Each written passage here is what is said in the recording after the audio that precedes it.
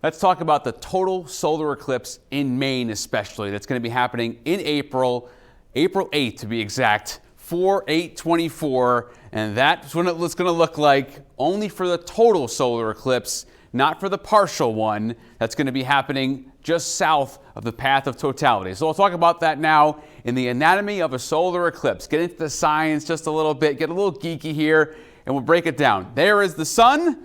And then here we go, as we fly around and show what's going on out astronomy-wise. Let's talk about it. So there's the sun, and then you have the moon that is going to block that sunlight. So some of us will be in that partial shadow. That's called the penumbra.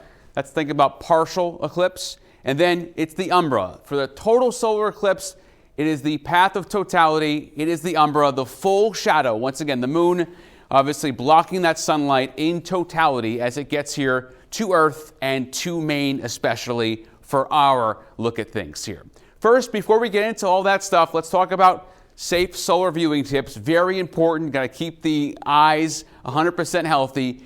You do not want to look directly at the sun. Sunglasses do not provide sufficient protection, and only look at the sun through an approved solar filter. Now, it's even safer to observe this indirectly by projecting the sun's image with a pinhole or binoculars. So you can find all that safety information on our website, newscentermaine.com. Let's talk about 2024. The last one, 2017, and that went through South Carolina. This one, a different path, April 8th, and the percentage of the sun that's going to be eclipsed. So for us here in Maine, and really if you're looking at the whole country, but for us, the path of totality is just this thin layer right here, okay? And that's going to go through western Maine and northern Maine. Outside of that, you're more around Portland, for example, 90-95% eclipsed. So I want to talk about the totality because that's the main event. I'll pick out a spot here like a Rangeley, which is really the first area that's going to see the eclipse. And as we get it to 100%, it is going to be at 3:30. So you go from partial to maximum, and then there we go at 4:39, the partial eclipse is going to end. Another spot, this is second on the list here of spots I picked out. There is maximum eclipse. Obviously, you have the shadow.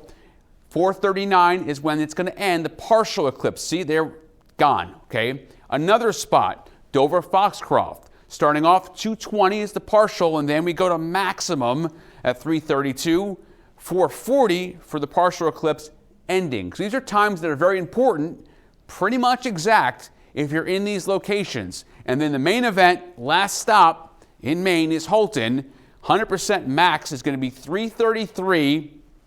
It's over at 4:41. And I'm going to really dive into the details here about what that all means here as far as what you're going to see during those eclipses. But first, here it is. Entering from Texas, this is the eclipse, Dallas-Fort Worth, Texarkana, Hot Springs, Little Rock, Arkansas, and this is Central Time. It's eventually going to go over to Eastern Standard Time, obviously around Indianapolis, Cleveland, over towards the Great Lakes, Lake Ontario, and then we're in Western New York, upstate New York, and then eventually here, I'll stop it at Maine at 3:32, give or take, where a good chunk of Maine, not all of Maine, is in that path totality. So from Clayton Lake all the way towards Millinocket, Lincoln, and then Holton will be right after that, just around 3:30 or so, gets into New Brunswick, just past the 3:30 hour. Now, if you're not in the path totality, you won't get the main event. But what you will get is a partial solar eclipse in Kittery,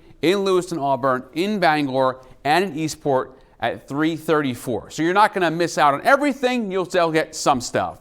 But I want to focus on Holton, Maine, because that really is going to be the last stop for the eclipse in the U.S. So there's something called first contact.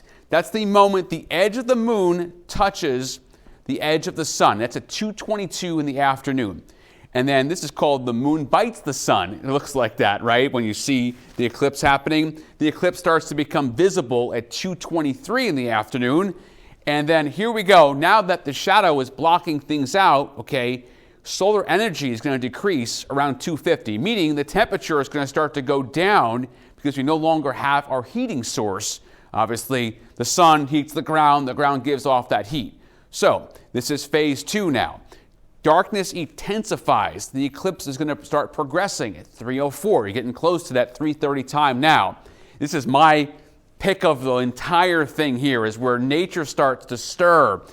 Behavior of animals and plants changed at 3:25. For example, bees are going to go back into the nest, right? All kinds of things are going to start to happen. I hope to do another whole video on this nature part because I think it's really cool to see how nature reacts when you have complete darkness in the afternoon. Now in the corona at 3:31, the outer part of the sun's atmosphere will begin to appear, and that's the cool stuff here. The diamond ring here, courtesy of NASA, that's this right here, okay? As we're getting really close to that totality. Let's talk about this in more detail, the diamond ring. The corona forms a ring around the dark moon. The sun dazzles like a jewel, and it's a jewel in the sky. Let me just back up and show you that again. Look at that. Look at that jewel. It's just amazing, right? And that's what's going to happen with path of totality, right, up in Holton, say, a jewel in the sky. Now, let's fast forward just a little bit to Bailey's beads here. You see this happening? Those are Bailey's beads, right? That's really cool, okay? So we go from the jewel in the sky to now you're getting real close to totality, and you've got Bailey's beads happening just right there. Really cool, unique. This is, you have to be, once again, a clear sky and totality. Bailey's beads happens just before totality. I mean, it's the last thing to happen. You get beams of the sunlight streaming through the valleys on the moon. It's seen on the edge of the moon. Let's go back and look at that one more time. Those are the beams of the sunlight.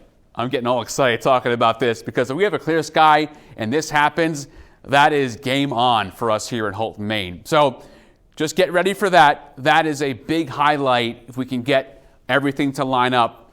Clear sky, Bailey's beads, and then we go into chromosphere right here. Look at the red starting to happen here. This is right around totality, okay, like seconds away. It's that good. And the chromosphere is a thin red layer of the sun's atmosphere.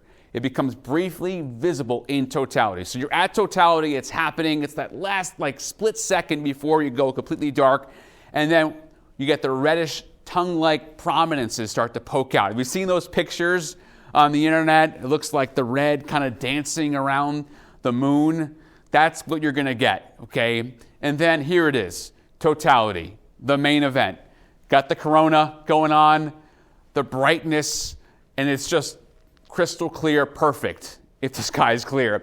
Now, the radiant diamond was what happens moments before and after totality. It is a single point of sunlight that shines through a valley on the moon, and the sun's corona is going to create a brilliant halo, a ring of light around the moon. You want to see what that looks like? Of course you do, right? Let's take a look at radiant diamond. This is special here. Before and after totality. Look at that right there. Just magical. And you will see that, once again, in totality if you're in Holton, if you're in Jackman, if you're in Rangeley, and the sky is clear. Now, we go into totality ending here. We're not done, though. The edge of the moon exposes the sun. This is called third contact. We had first contact. Now we're at third contact. At 3:35 now, in Holton, your glasses need to be on before this because now you're starting to get sunlight again. And you could really damage those eyes here. So now things kind of flip here. So here's the chromosphere showing back up on the other side, right? And then Bailey's beads show back up here on the other side, okay? So we're starting to repeat things. We're going backwards now as obviously the shadow is changing, okay? Where the shadow is going to start to move. There's the diamond ring showing back up, and then here we go. So now we're starting to go into the other phases. We're going backwards, kind of. Nature returns to normal in Holton at 3:42. The bees start coming back out, okay? At 3:55, the light levels start to return to normal. Temperature starts to go back up. And then at 4:41, it's over. Partial eclipse ending, and you're done in Holton and just out of here. So I got to talk about the forecast, right? That's what we do.